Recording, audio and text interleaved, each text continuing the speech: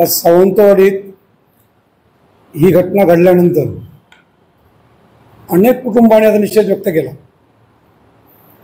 कारण अनेक लोक आज सावंतवाडीत एकोप्याने राहतात, एकमेकांवर विश्वास ठेवतात.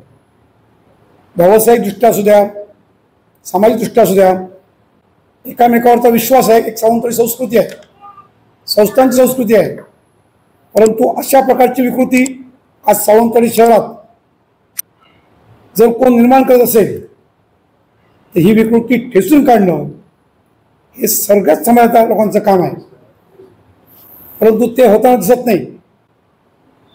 आज ज्या तरुणांनी पाऊल उचललं, हे पाऊल उचलण्याची परिस्थिती का निर्माण झाली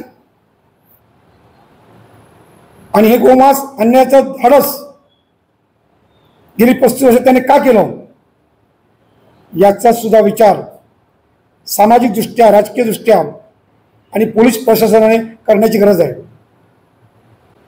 आपण आज 35 वर्ष डोळे झाकून बसलो होतो का? मग जर 35 वर्ष हा व्यवसाय सुरू आहे, मग हिंदूंच्या भावनांशी खेळण्याचा प्रकार असा होत असेल आणि अशा प्रकरणातून जर सावंतवाडीत दंगलग्रस्त परिस्थिती निर्माण झाली तर त्याला जबाबदार कोण? की तुम्ही आमचे जे तरुण आहेत ज्याने पकडून दिलं त्याला दंगलग्रस्त ठरवणार आहात का? त्यांच्यावर दंगलग्रस्त कारवाई करणार आहात का? असे अनेक प्रश्न आज या निमित्ताने प्रश्न निर्माण होत आहेत.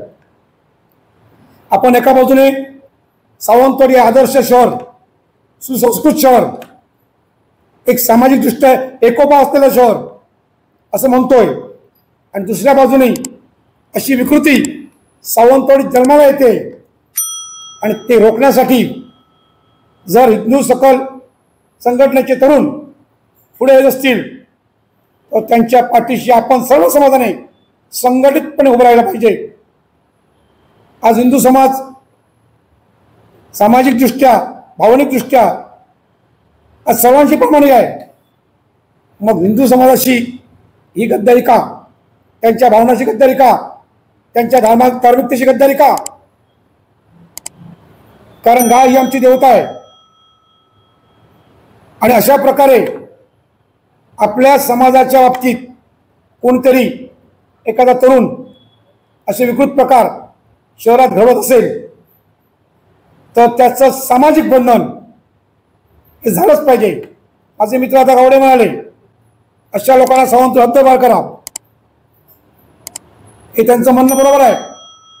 परंतु अशी विकृती पुन्हा जन्माला येऊ नये यासाठी सर्वच समाजाने, आपल्याकडे शांता समिती आहे पोलीस स्टेशनला, ठराविक कामासाठी फक्त शांता समिती असते. अशा प्रकरणात मात्र शांता समितीची कधी बैठक होत नाही. मग ती शांत समिती कामाची काय? अशा प्रकरणात सुद्धा शांत समितीने पुढाकार घेतला पाहिजे. अशी विकृती यांनी चिरून काढली पाहिजे. नाहीतर उद्या आमच्या तरुणांवर तुम्ही दंगलखोरीचे आरोप कराल, दंगलखोरीचे गुन्हे दाखल कराल. यासाठी आमचा हा पोलिसांनाच नव्हे तर जिल्ह्यातील पूर्ण प्रशासनाला आज सांगणं आहे की अशी विकृती जन्माला येण्यापूर्वीच प्रशासनाने याच्यावर कारवाई करावी, जेणेकरून आपल्या कुठल्याच तरुणाला अशा प्रकारच्या विकृतीला रोखण्याची कारवाई करण्यासाठी पुढे यावं लागू नये. कारण सावंतवाडी हे शांत आहे, सुसंस्कृत आहे. याचा अर्थ जर हिंदूंच्या भावनेशी कोण खेळत असतील तर मात्र त्याचा निपटारा आम्हाला करावाच लागेल. हा आमचा नुसता इशारा नाही तर प्रशासनाने जागृतपणे, डोसपणे अशा पद्धतीवर कारवाई करावी.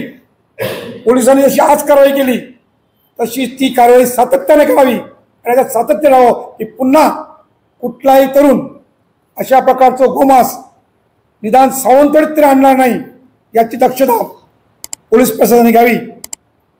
नाही तर आमच्यातलेच काही लोक टीप देणार आहेत.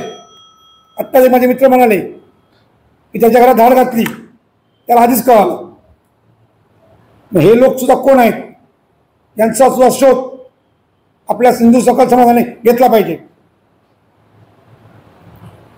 समाज हा कुठलाही कोणाच्याही धार्मिक भावना पेटवा म्हणून जात नाही.